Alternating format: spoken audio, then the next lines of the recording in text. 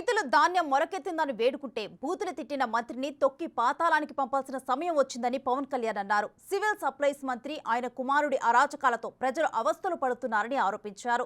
అటు irrigation minister డాన్సులకే పరిమితమయ్యారని విమర్శించారు. ప్రతిపక్ష ఓటు చీలకుండా జగన్ ఓటమి కోసమే తగ్గాల్సి వచ్చిందని వెల్లడించారు.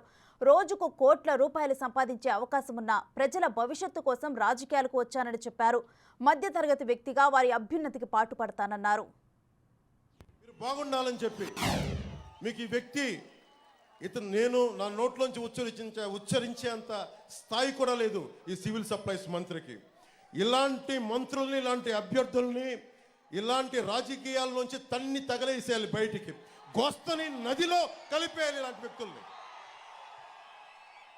ఎంత అలుసు నీకు, ఎంత పొగరు నీకు, ఎంత అహంకారం నీకు, ఎంత దురహంకారం నీకు. రైతు ఏడుస్తా ధాన్యానికి మొలకలు వచ్చినాయి అంటే నువ్వు బూతులు తిడతావా? నీ అహంకారాన్ని నేల కింద రాచే రోజులు వస్తున్నాయి, మర్చిపోకు. నేను ఓట్ల కోసం కానీ నేను ప్రజలు బాగుండాలని ఆకాంక్షించేవాడిని. 25 సంవత్సరాలు రోజుకి కోట్లు తీసుకోగలిగే సత్తా ఉన్నవాడిని. ఇవన్నీ పక్కన పెట్టి ఒక సమూహం కావాలి.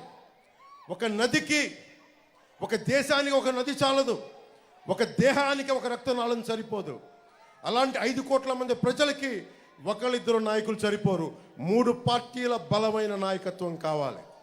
కేంద్ర నాయకత్వం సహాయ సహకారాలు ఉండాలి. చంద్రబాబు గారి అనుభవం కావాలి. మన జన సైనికుల వాడి జోడి మన బలంగా ముందుకు తీసుకెళ్ళగలిగే పోరాట శక్తి కావాలి. ఆ పోలవరం ప్రాజెక్ట్ ఇరిగేషన్ ముఖ్యమంత్రి డ్యాన్సులు చేస్తూ ఉన్నాడు. ఓలమ్మి తిక్కరేగిందా, ఒళ్ళంతా తిమ్మిరెక్కిందా అని చెప్పి ఇలాంటి పాటలకి డ్యాన్స్ ప్రాక్టీస్ చేస్తూ ఉంటాడు. రీహాబిలిటేషన్ ఏమైంది, పునరావాసం కల్పించారా లేదా అంటే అబ్బని తెయ్యని దెబ్బ ఎంత కమ్మగా ఉందరా అబ్బా అని చెప్పి అతను దాని మీద డ్యాన్స్ ప్రాక్టీసులు చేస్తూ ఉంటాడు. మనకి మంత్రులు బూతులు తిట్టేవాళ్ళు, ఇక్కడ మంత్రిలాగా దాడులు చేసేవాళ్ళు, డ్యాన్సులు చేసేవాళ్ళు వైసీపీ క్యాబినెట్లో ఉన్నారు. ఇంతమంది ఈరోజు నేను మీకోసం చప్పట్లు కొట్టించుకోవడానికి రాలేదు. మీకోసం మేమందరం నిలబడడానికి వచ్చాం. ఇక్కడికి తగ్గాం మేము. చంద్రబాబు గారు తగ్గారు. ఒక బలమైన వ్యవస్థాపక బలం ఉండి కూడా ఆయన తగ్గారు. జగన్ క్లాస్ వార్ అని మాట్లాడతాడు. క్లాస్ వార్ అంటే అర్థం ఏంటి? డబ్బున్నాడు పేదవాడిని దోచుకు తింటాం, డబ్బున్నవాడు కష్టపడేవాడిని దోచుకు తింటాం. 70,000 పోలీస్ కుటుంబాలకి, 1 కాదు 2 కాదు 70,000 పోలీస్ కుటుంబాలకి టీఏలు డిఏలు సరెండర్ లీవ్స్ ఈ రోజు వరకు ఇవ్వలేదు. దీని మీద ఒక్కడు స్పందించడు. పోలీసుల శ్రమశక్తిని కూడా దోపిడీ చేసేవాడు జగన్. ఇలాంటి వ్యక్తి ఇంకొకసారి అవకాశం ఇస్తే మీరు ఏం జరుగుతుందో మీరు ఆలోచించండి. మేము రోడ్ల మీదకి వచ్చి కొట్లాడాల్సి వస్తుంది. మీ భవిష్యత్తు కోసం ఉన్న ఇక్కడ మంత్రిని చూశారు, సివిల్ సప్లైస్ మంత్రిని. కొడుకు ఒకవైపు, అతను అనుచరులు ఒకవైపు, కనీసం వాళ్ళ దోచుకున్న సొమ్ముతోటి కనీసం ఇక్కడ పరిశ్రమలు కూడా పెట్టలా.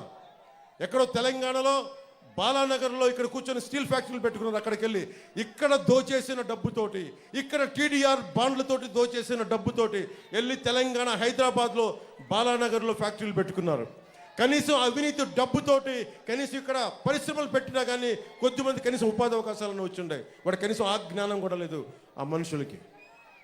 ఇది మీరు చాలా ఆలోచించి నిర్ణయం తీసుకోండి.